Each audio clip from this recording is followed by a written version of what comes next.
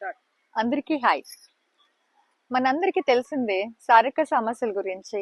మనకి శారీరక సమస్యలు రాగానే మనము వెంటనే డాక్టర్స్ దగ్గరికి వెళ్తాము, వైద్యం చేయించుకుంటాం. కానీ మనలో ఎంతమంది మానసిక సమస్యలు రాగానే డాక్టర్ల దగ్గరికి వెళ్తారు?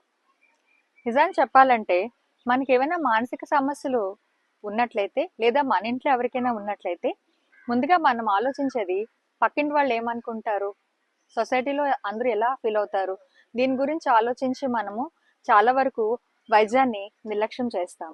నిజానికి మన శారీరక సమస్యల్లాగే మానసిక సమస్యలు కూడా సరైన సమయంలో సైకాట్రిస్ట్ని కానీ క్లినికల్ సైకాలజిస్ట్ని కానీ సంప్రదించినట్లయితే సరైన వైద్యాన్ని మనము తీసుకోగలుగుతాము. తద్వారా మనం కూడా సమాజంలో మెరుగైన స్థితిలోకి వెళ్ళి మళ్ళీ మామూలు జీవనం సాగిస్తాం. కాబట్టి మానసిక సమస్యల్ని అశ్రద్ధ చేయకుండా మంచి వైద్యం తీసుకొని మంచి ఆరోగ్యకరమైన సమాజాన్ని నిర్మిద్దాం.